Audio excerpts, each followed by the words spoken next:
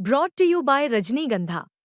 यूं ही नहीं ताज ताज बन जाता है, शिल्पकारों का हुनर और चुनिंदा संगमरमर ताज को नायाब बनाते हैं। कुछ ऐसे ही चुनिंदा जगहों से बस खास ही चुनकर लाता हूँ। कतरे कतरे को मैं हीरे सा परखता हूँ। यूं ही नहीं मैं रजनीगंधा बन जाता हूँ। भारत के सरकारी बैंकों जैसे कि पीएसयू बैंकों को और ताकतवर बनाने के लिए सरकार एक बड़ा और गेम चेंजिंग फैसला लेने जा रही है। दरअसल सरकार का प्लान सरकारी बैंकों में विदेश पैसा बढ़ाने का है। फिलहाल इन बैंकों में विदेशी पैसा सिर्फ 20% तक आ सकता है, लेकिन अब सरकार इसकी सीमा को बढ़ाने की सोच रही है। इससे बैंक आसानी से पैसा जुटा सकेंगे और दुनिया के बड़े बैंकों से मुकाबला कर पाएंगे और हमारी अर्थव्यवस्था को और रफ्तार भी मिल पाएगी। चलिए इस वीडियो में समझते हैं कि आखिर पीएसयू बैंक क्या है, ये बदलाव क्यों जरूरी है और इससे क्या असर होने वाला है। सबसे पहले समझते हैं कि आखिर ये पीएसयू बैंक क्या होते हैं। पीएसयू का मतलब होता है पब्लिक सेक्टर अंडरटेकिंग। ये वो बैंक हैं जो सरकार के कंट्रोल में होते हैं, यानी जो सरकार के पास हैं, जैसे state bank of India, Punjab national bank, bank of Baroda, Canara bank या फिर यूनियन बैंक। ये बैंक देश के हर कोने में होते हैं, चाहे गांव हो या फिर शहर हो। इन बैंकों का काम होता है आम लोगों को सस्ते में लोन देना, बचत को बढ़ावा देना और देश की अर्थव्यवस्था को मजबूत करना। देश में अभी फिलहाल 12 बड़े पीएसयू बैंक मौजूद हैं। ये बैंक देश की बैंकिंग का करीबन 60% हिस्सा संभालते हैं और इनका कुल बाजार मूल्य 10 लाख करोड़ रुपए से ज्यादा का है। ये बैंक हमारी जिंदगी का हिस्सा हैं और लोग इन पर भरोसा करते हैं क्योंकि ये सरकार के हैं, लेकिन इन्हें और पैसा चाहिए ताकि ये आगे बढ़ सकें। पीएसयू बैंकों की ताकत को और मजबूत करने के लिए सरकार इसमें विदेशी निवेश को बढ़ाने का प्लान कर रही है। पीएसयू बैंकों में विदेशी निवेश यानी एफडीआई की सीमा 20% है, यानी कोई विदेशी कंपनी या फिर निवेशक सिर्फ 20% तक हिस्सेदारी खरीद सकता है। साथ ही उनके वोटिंग अधिकार की बात करें तो सिर्फ 10% तक सीमित है। मतलब वे बैंक के बड़े फैसलों में ज्यादा दखल नहीं दे सकते। जैसे एसबीआई में विदेशी हिस्सेदारी से 10% है, वहीं दूसरी तरफ प्राइवेट बैंकों की बात करें जैसे एचडीएफसी या फिर आईसीआईसी तो इसमें सीमा 74% तक है। जैसे एसबीआई में विदेशी हिस्सा सिर्फ 10% है, अब सरकार इसे 20% तक की सीमा में बढ़ाने की बात कर रही है ताकि बैंक ज्यादा पैसा जुटा सके। लेकिन सरकार अपनी हिस्सेदारी 51% से कम नहीं करेगी, यानी बैंक का कंट्रोल सरकार के पास ही रहेगा, ये नहीं बदलेगा। सरकार इसके लिए गोल्डन शेयर जैसे कदम उठा सकती है। इसका मतलब है कि भले ही विदेशी निवेश बढ़े, लेकिन बड़े फैसले सरकार ही लेगी। ये फैसला सबसे ऊपरी स्तर पर लिया जाएगा और ये भारत की अर्थव्यवस्था को और मजबूत करने का हिस्सा बनेगा।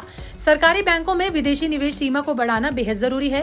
वहीं वित्त मंत्रालय के एक बड़े अधिकारी एम नागराजू ने भी कहा कि हमारे पीएसयू बैंक अब सिर्फ टिकने की नहीं बल्कि बड़ा करने और दुनिया में छा जाने की सोच रहे हैं। भारत साल 2047 तक विकसित भारत बनना चाहता है और इसके लिए बैंकों को ताकत चाहिए। पीएसयू बैंकों को ज्यादा पैसे चाहिए ताकि वे बड़े लोन दे सके, नई टेक्नोलॉजी ला सके और फिनटेक या फिर ग्रीन फाइनेंस जैसे नए क्षेत्रों में आगे बढ़ सके।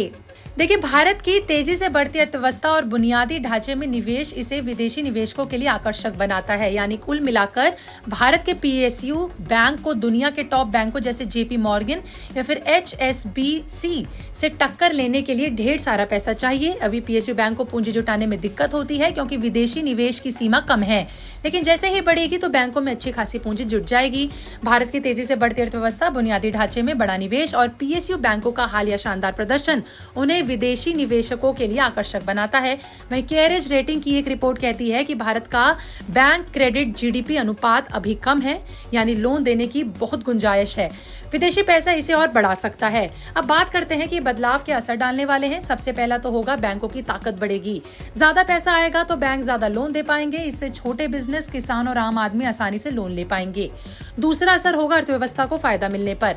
ज्यादा लोन से कारोबार बढ़ेगा, जिससे रोजगार में भी बढ़ोतरी देखने को मिलेगी। तीसरा असर दिखेगा वैश्विक मुकाबले पर। देखिए, पीएसयू बैंक दुनिया के सबसे बड़े बैंकों को टक्कर दे पाएंगे क्योंकि उनकी आर्थिक ताकत बढ़ जाएगी। चौथा ये कि नए अवसर पैदा होंगे। टेक्नोलॉजी और इनोवेशन में निवेश बढ़ेगा, जैसे ऑनलाइन बैंकिंग और डिजिटल सर्विसेज में। वहीं पांचवा, निवेशकों के लिए मौका बढ़ेगा। अगर आप शेयर बाजार में निवेश करते हैं तो पीएसयू बैंकों के शेयर और आकर्षक हो हो सकते हैं। लेकिन अगर अवसर है तो चुनौती भी है, वो ये कि सरकार को ये सुनिश्चित करना होगा कि विदेशी निवेश बढ़ने से बैंक का जनता का बैंक वाला चेहरा ना बदले। गोल्डन शेयर जैसे नियम इसकी गारंटी दे सकते हैं। आपको बता दें कि पीएसयू पहले से ही कमाल कर रहे हैं। अगर आप मार्च साल 2024 तक के आंकड़ों को देखें तो खराब लोन यानी एनपीए पहले 9.11% था, जो अब 2.58% तक रह गया है। यानी बैंकों ने अपने लोन की रिकवरी को शानदार बनाया है। अब मुनाफा देखें तो 1.04 लाख करोड़ से बढ़कर 1.68 लाख करोड़ रुपए हो चुका है। लाभांश देखें तो 20,964 करोड़ से बढ़कर 34,990 करोड़ के करीब हो गया है। ये आंकड़े बताते हैं कि पीएसयू बैंक अब मजबूत नींव पर है और विदेशी पैसा उन्हें और ऊंचा बना रहा है। कुल मिलाकर ये कदम पीएसयू बैंकों को ताकत देगा। ये ना सिर्फ बैंकों के लिए बल्कि हम सबके लिए एक अच्छी खबर है। अगर आप लोन लेने की सोच रहे हैं या फिर बैंक में निवेश करना चाहते हैं तो ये बदलाव आपके लिए नए रास्ते खोल सकता है। ये एक नया दौर शुरू करने वाला कदम है जो भारत की बैंकिंग को दुनिया में चमकाएगा। आपका इस पर क्या कहना है, कमेंट में लिख के जरूर बताएं।